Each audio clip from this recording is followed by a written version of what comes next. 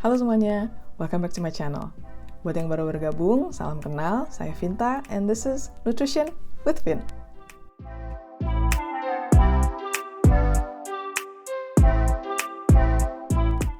Video kali ini kita akan membahas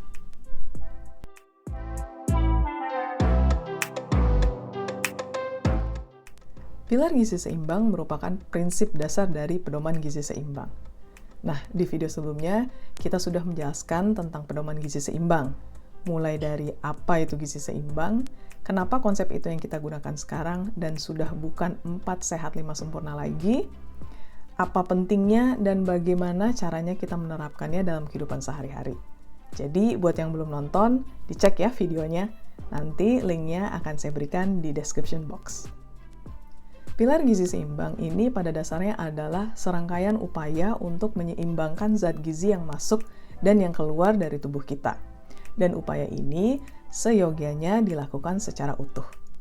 Apa saja keempat pilar tersebut? Disimak ya.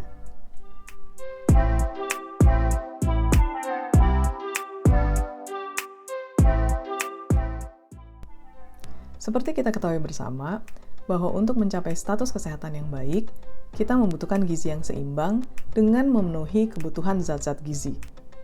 Nah, di video sebelumnya sudah dijelaskan bahwa zat-zat gizi ini ada banyak, mulai dari makronutrien dan mikronutrien dengan total kebutuhannya masing-masing.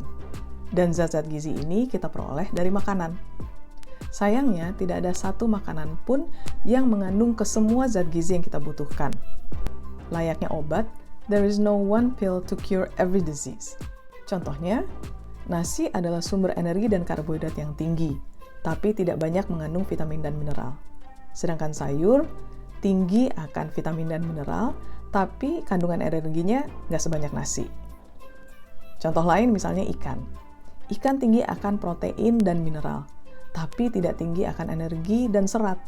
Jadi, untuk mendapatkan keseimbangan gizi, kita perlu mengkombinasikan pangan yang kita makan.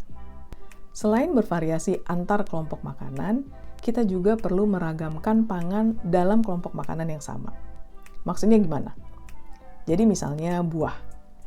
Buah pisang mengandung energi, serat, dan kalium yang tinggi, tapi vitamin-vitamin yang lain masih kurang. Nah, pepaya mengandung vitamin C yang tinggi. Kelompok beri-berian selain vitamin C yang tinggi juga mengandung banyak antioksidan yang lain. Dan begitu juga dengan buah-buah yang lain. Jadi kalau misalnya kita hanya mengkonsumsi satu jenis buah saja, maka bisa jadi kita kekurangan vitamin dan mineral yang lainnya. Nah, ini juga berlaku untuk makanan yang lain. Contoh yang paling sering adalah daging. Banyak orang yang takut makan daging karena mengandung lemak jenuh. Padahal banyak juga zat-zat gizi lain yang terkandung dalam daging yang sangat baik untuk tubuh kita. Misalnya, daging mengandung protein dengan asam amino yang sangat baik, begitu juga dengan vitamin B, zinc, dan terutama zat besinya. Zat besi dibutuhkan untuk membentuk hemoglobin yang fungsinya salah satunya adalah membawa oksigen ke seluruh tubuh.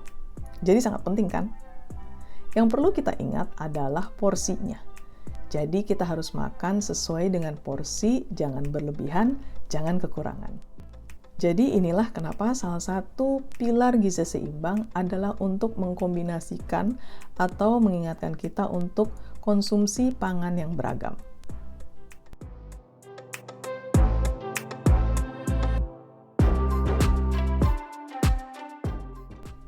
Mungkin ada yang berpikir, apa sih hubungannya kebersihan dengan kesehatan? Well, as a matter of fact, it is very much related. Budaya perilaku hidup bersih menghindarkan kita dari keterpaparan berbagai macam penyakit, utamanya adalah penyakit infeksi. Nah, penyakit infeksi ini merupakan salah satu faktor penting yang bisa mempengaruhi status gizi seseorang. Dan begitu pula sebaliknya. Status gizi seseorang bisa mempengaruhi keterpaparan seseorang untuk terkena penyakit infeksi. Jadi, hubungannya timbal balik. Kalau seseorang terkena penyakit infeksi, maka akan terjadi penurunan nafsu makan, sehingga kebutuhan zat gizi yang masuk akan kurang. Padahal kalau orang lagi sakit infeksi, kebutuhan zat gizinya itu justru meningkat. Begitu pula sebaliknya, kalau asupan seseorang tidak bagus, maka resiko terkena penyakit infeksinya lebih besar, karena daya tahan tubuhnya menurun, sehingga penyakit mudah menyerang. Jadi, jangan lupa untuk selalu menjaga kebersihan dengan selalu mencuci tangan dengan sabun dan air mengalir sebelum makan atau menyiapkan makanan dan minuman. Begitu pula setelah buang air besar dan buang air kecil. Nah, sekarang juga kita harus ekstra hati-hati dengan selalu menjaga kebersihan tangan kita terutama sebelum menyentuh sebenarnya apapun. Tapi utamanya adalah sebelum menyentuh area wajah, karena masih dalam keadaan pandemi.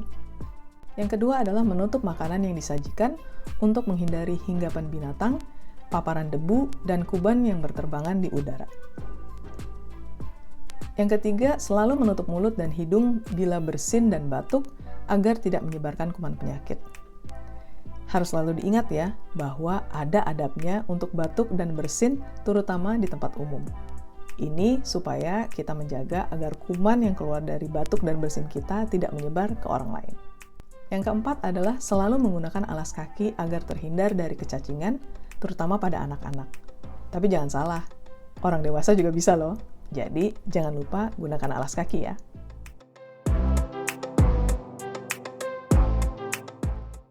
Aktivitas fisik ini adalah segala macam kegiatan yang menggerakkan tubuh kita, termasuk olahraga. Dua-duanya, aktivitas fisik maupun olahraga, sama-sama menggerakkan tubuh dan sama-sama memiliki efek yang baik untuk kesehatan.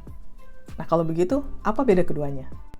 Aktivitas fisik adalah setiap gerakan tubuh yang diakibatkan oleh kerja otot-otot rangka dan meningkatkan pengeluaran energi.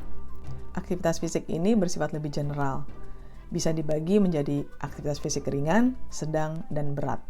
Sedangkan olahraga adalah juga kegiatan yang menggerakkan tubuh, tetapi dengan lebih terarah, terencana, terstruktur, dan berulang-ulang, serta tujuannya adalah untuk peningkatan atau pemeliharaan physical fitness atau kebugaran tubuh. Aktivitas fisik dan olahraga sama-sama adalah suatu upaya untuk menyeimbangkan input dan output dari energi kita. Mana yang lebih penting? Dua-duanya penting. Tapi sebagai langkah awal, melakukan aktivitas fisik yang lebih banyak jauh lebih baik dibandingkan dengan tidak melakukan aktivitas fisik sama sekali. Jadi misalnya, kalau kita parkirnya lebih jauh supaya jalannya jadi lebih banyak. Atau kalau misalnya kita lagi jalan-jalan, kita lebih memilih untuk menggunakan tangga dibandingkan dengan eskalator. Contoh lain misalnya, baiknya masak daripada pesan makanan online, atau berkebun, atau yang lainnya lagi. Kalau yang sudah berolahraga, alhamdulillah, maka lanjutkanlah. Tapi harus diingat bahwa olahraga yang kita lakukan harus sesuai dengan kemampuan dan kondisi kita. Tapi gimana kalau misalnya punya penyakit jantung, punya cedera, atau misalnya punya kelainan anatomi, apakah masih bisa olahraga? Masih bisa, tapi nanti bisa dikonsultasikan kepada dokternya terlebih dahulu atau kepada dokter spesialis olahraga. Ada loh. Nanti jadinya olahraga kita bisa diarahkan mana yang lebih tepat dan lebih cocok untuk kondisi kita pada saat itu. Terus gimana kalau misalnya kita nggak punya waktu? Kayaknya semua orang sibuk deh. Tapi kalau misalnya kita katakan bahwa 24 jam tidak cukup untuk melakukan semua aktivitas kita, termasuk tidur, kayaknya itu kelewatan. Waktu untuk berolahraga itu bukan kapan sempatnya, tapi disempatkan untuk berolahraga. Jadi intinya harus dijadwalkan. When you manage yourself well and you make your priorities, everything is possible. So don't wait for having time, but make time for exercise.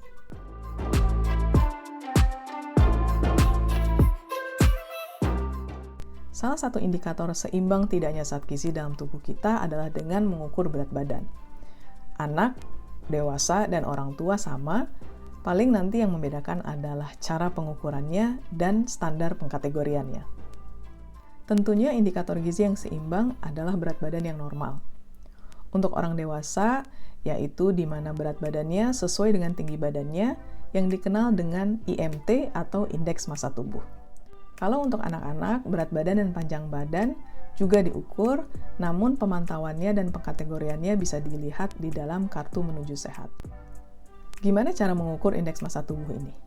Nah, ada rumusnya. Untuk mengukur indeks massa tubuh kita melihat berat badan dalam kilogram dibagi dengan tinggi badan dalam meter pangkat 2. Untuk pengkategoriannya ada yang berdasarkan WHO, ada yang berdasarkan Asia Pasifik, dan tentunya kita berdasarkan Indonesia, yang tertera di dalam pedoman gizi seimbang. Pemantauan ini sangat penting dan dianjurkan untuk menjadi pola hidup.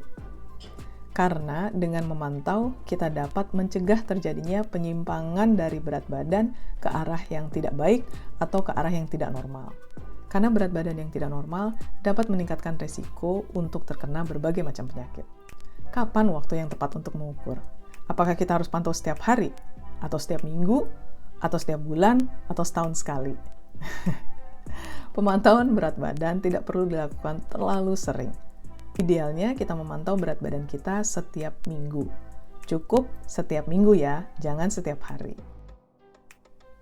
Sekian penjelasan tentang prinsip dasar gizi seimbang yang dikenal dengan 4 pilar gizi seimbang. Jadi, ingat ya, 4 pilar tersebut adalah yang pertama, makan makanan yang beraneka ragam. Yang kedua, biasakan pola hidup bersih. Yang ketiga, lakukan aktivitas fisik. Dan yang keempat adalah pantau dan pertahankan berat badan normal. Thank you for watching. Jangan lupa untuk nonton video-video lainnya ya. Dan kalau misalnya ada topik lain yang kalian ingin dibahas di sini, boleh di chat di kolom komen. Nanti insya Allah kita akan bahas bersama. Because remember, nutrition matters. Bye-bye. Assalamualaikum warahmatullahi wabarakatuh.